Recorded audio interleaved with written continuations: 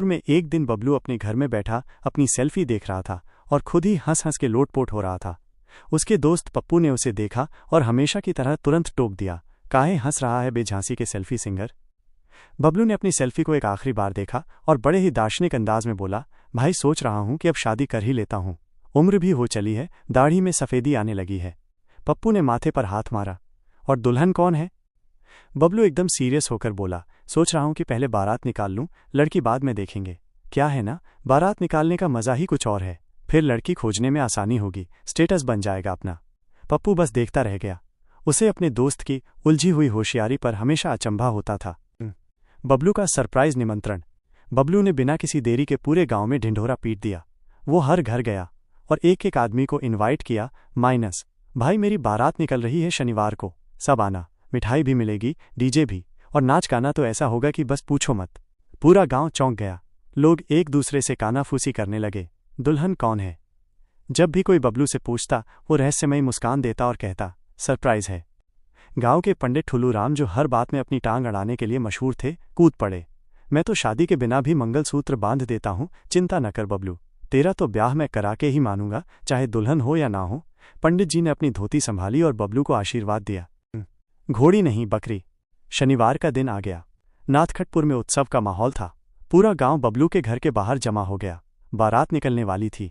बबलू ने घोड़ी मंगाई थी, लेकिन जैसे ही घोड़ी आई सब हंसी से लोटपोट हो गए।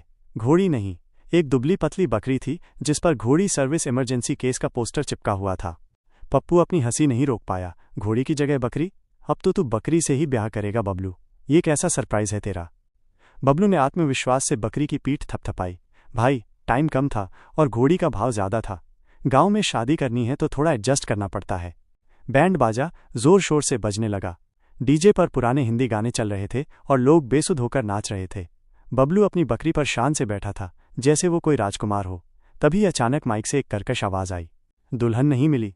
पूरी बारात एकदम से ठहर गई। लोग एक दूसरे का मुंह देखने लगे। बबलू भी कुछ पल के लिए शांत हो गया। बिन दुल्हन की खोज। बबलू ने अपनी बकरी से उतरते हुए कहा, चलो खोजते हैं। पूरा गांव बबलू के साथ निकल पड़ा।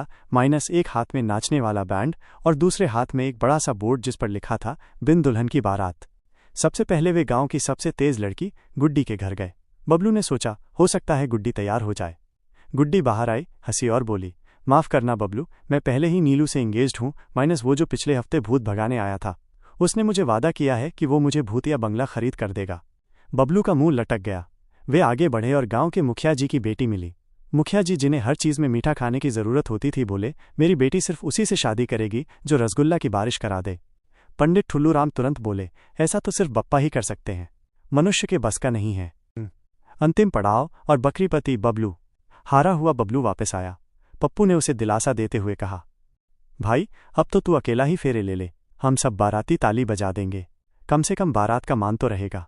तभी अचानक बबलू की मौसी कहीं से टपक पड़ी, अरे बबलू बेटा, तू शादी कर रहा है और मुझे बुलाया भी नहीं। बबलू ने निराश स्वर में कहा, मौसी दुल्हन ही नहीं मिली, बारात निकल गई पर दुल्हन ही नहीं है।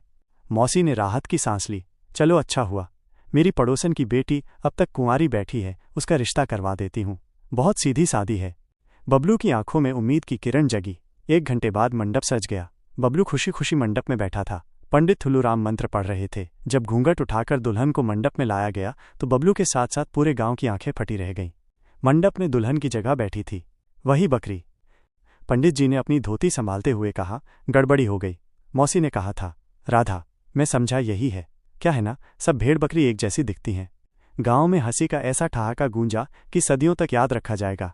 बबलू भी अपनी किस्मत पर हंसने लगा।